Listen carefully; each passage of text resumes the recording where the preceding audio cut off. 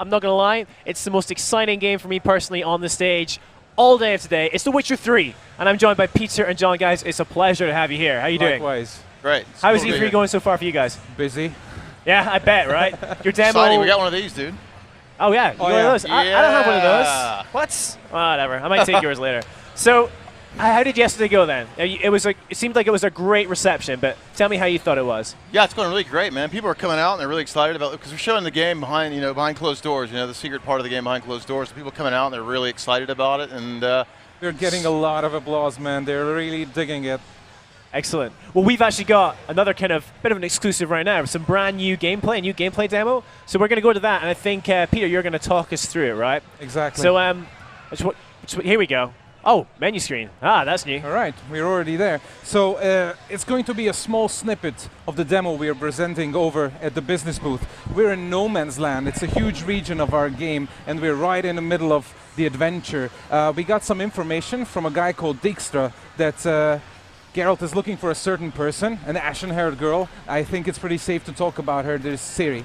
And we're looking for a small childlike creature in the swamps. So we are going to use our Witcher senses to look for traces, possible traces of this small creature. Since Geralt is a Witcher, he has these enhanced senses that enhance both audible and visible clues, so we can look for all sorts of things leading to any prey Geralt might have. And here we have stumbled upon some smallish footprints. So we're going to follow them. so we're showing off our water physics a lot here, our sort of water particle All right, system. in a while, yes. And we're going to be showing off our combat a lot in this sequence.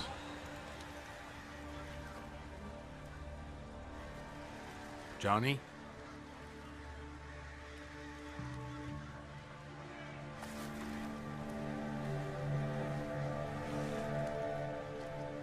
Don't be afraid.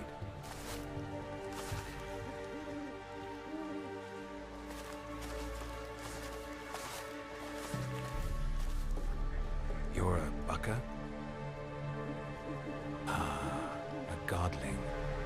Not many of you left. I'm looking for a woman with ashen hair. Seen her? Tell me everything from the start. Where did you see her? What was she doing? It's important to me. Why not? Lost your voice? Can I help you somehow?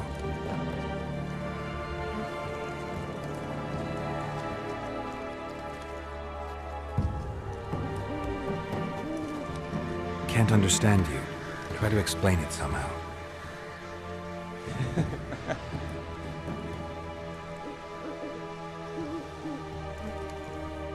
Want me to follow you? No choice, I guess. All right, so Johnny apparently wants us to help him regain his voice, and since it's information we're looking for, it makes a lot of sense to follow him. So let's follow wherever he's taking us through the swamps. It's a really nice place. All sorts of points of interest. You also All right. mentioned we're on the main storyline here. Exactly, all right. We've seemed to stumbled upon some wildlife. Yep. We're going to use some signs to You find recognize them. these guys? These are drowners. Yeah. Whenever a nearby village or city guards want to get rid of bodies, they mostly dump them in the swamps. It's the easiest way to get rid of them. And some of these bodies come back as these vile creatures, again called drowners. They pester travelers and adventurers like us, but we came prepared, as you saw. All right, so let's follow Johnny a little bit further. We're going to see some really interesting things here. I think you saw some cutting limbs there, so we implemented a new sort of full dismemberment system in the game, so you can Exactly. cut everything up, basically. People seem to like that Yeah, a we lot noticed the during demo when you presentations. cleaved that man in two, yeah. Let me look around.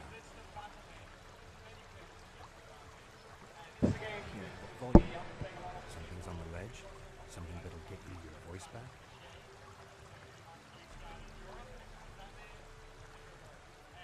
Guess I gotta make this climb.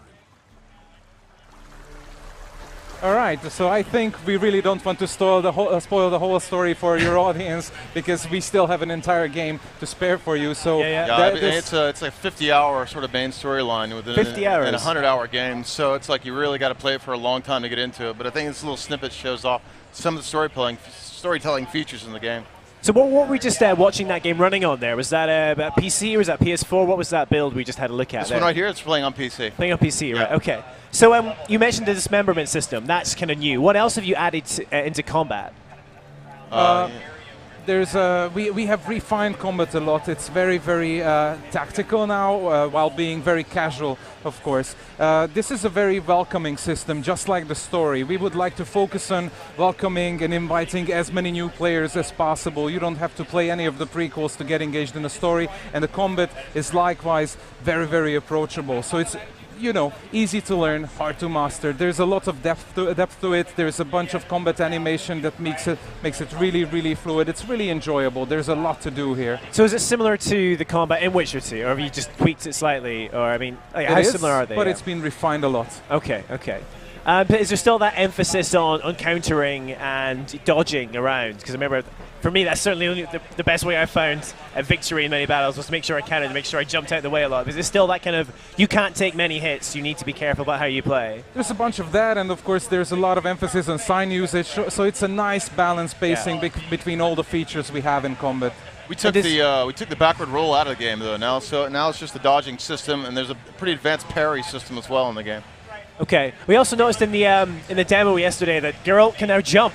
Finally, he can jump. So, what made you decide to give him a bit more agility? Is that just for kind of traversing around the world, we want really full immersion in the game. So you need to add the jump in, because you can jump. You have obstacles you can jump around. So it's a pain to have to run around a fence or something like that. So full immersion requires full capability of the character, And speaking of full immersion, I really want to ask you guys about the world of The Witcher 3. I mean, you've described it as an open world.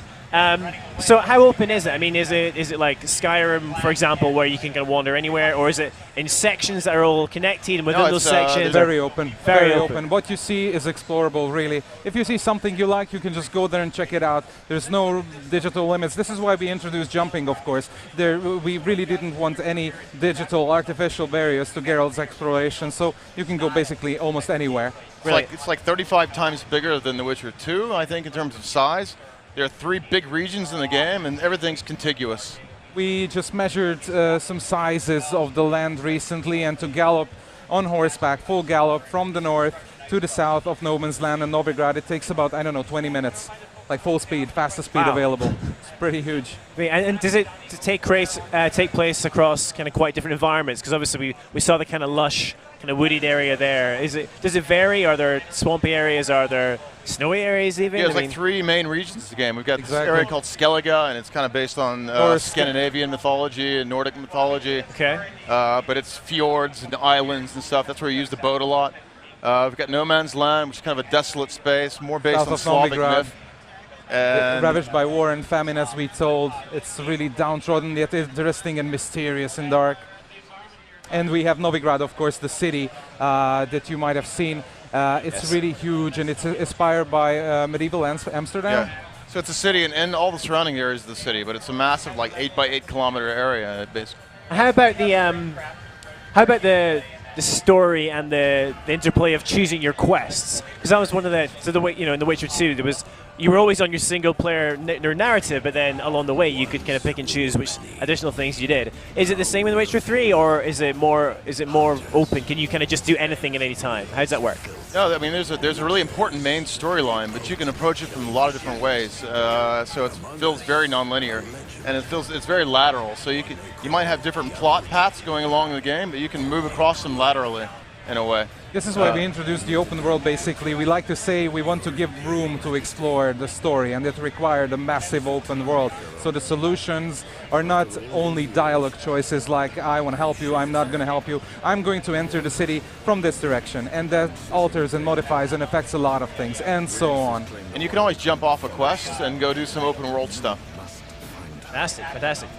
So you mentioned there's boats. I mean, how does that work in with the way you traverse the world?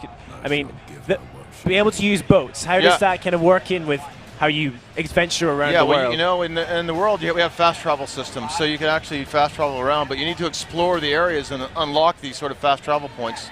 So in Skellige, since there's lots of islands and offshore things, you got to take the boat out there to actually find out where to go, and and quest out there or monster hunt out there. Then you unlock it and you can fast travel back or fast travel there. So the boat is it's a means of navigation and means of travel first and foremost. There's also a horse, and you can scale cliffs. So basically, what we're saying is everything you can see in the game, you can actually go to. So you need a way to get there. There's also underwater. So it's tons of ways. Loads of ways to get around. Now, one of my favorite things about The Witcher 2 was that it was challenging, and it didn't feel like, even though the production values were incredibly high, it was very slick. It didn't feel like most other games. The way I thought about it was like, you go and see a really great, like, say, Swedish cinema film. It's equally as high production value as Hollywood, but it just feels different. Are you aware of that kind of? It doesn't feel like a West, like an American game or a British game or whatever. Of course. And are you aware of trying to keep that and maintain that? Yeah. Of course, this is a lucky thing that we are situated in Poland, because we are inspired by Slavic mythology a lot, and it's kind of related to European mainstream, of course, but it has a lot of unique approaches. So that affects story, that affects sounds, the music we're using, all the characters, the monsters and beasts, Geralt's reactions, dialogue, and everything. So you're really getting a one-of-a-kind experience in the game. Yeah, I think Slavic myth is kind of alien to us Americans, so it does feel different when you play it, because you've heard fairy tales told from different perspective, and then this is completely something we never actually experienced when we were growing up. So it's a completely new feeling for players, I think, which is cool. Now, one of the bits I really, again, enjoyed in Witcher 2, and one of the facets of Geralt being a Witcher, is the idea of monster hunting.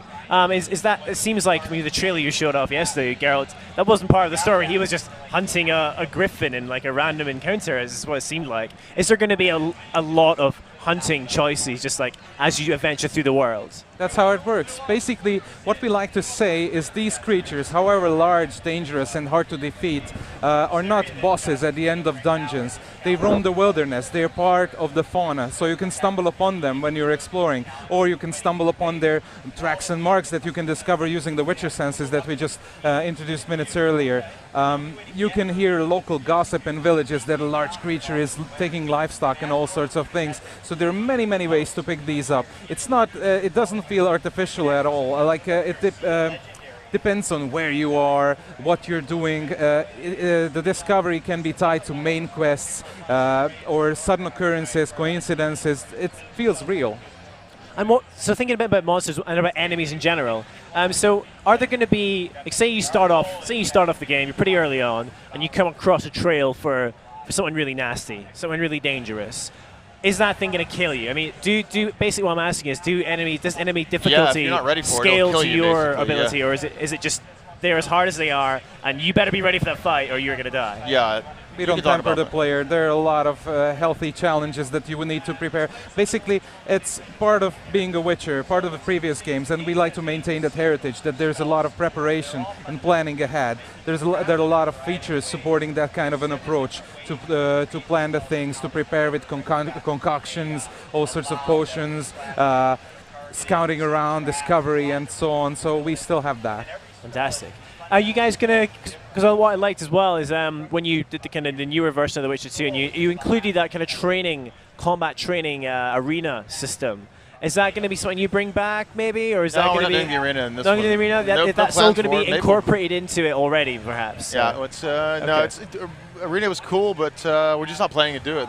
And then for Witcher 2, it's something we added afterwards as well. So maybe we'll find reason to add an arena if people ask for it and love it. Maybe we'll do it. Yeah. Yeah. So when can we expect to get our hands on The Witcher 3? I mean, I think I've got it down as 24th of February, 2015. All right, yeah. So it is next year. It's not a 2015 game. It's just like all the ones I'm really excited about at E3 so far have been like 2015. It's going to be a good year. And it's going to be on what platforms again? Are we going to be able to play The Witcher 3 on? Sorry, what platforms are we going to be able to play Witcher 3 on? All major platforms: PC, PS4, Xbox One. Cool. Well, guys, thank you so much for coming on stage and for showing off some new gameplay and for talking about The Witcher 3. It's been a pleasure. Sorry, it's been a bit loud over here. Our other stage is too noisy. Danny, shh. He'll be quiet. It'll be fine. He is very loud. Thanks very much, man. Thanks, We're man. going to throw over now to, I think, a show floor. So let's go and find out what's been going on right on the show floor at E3.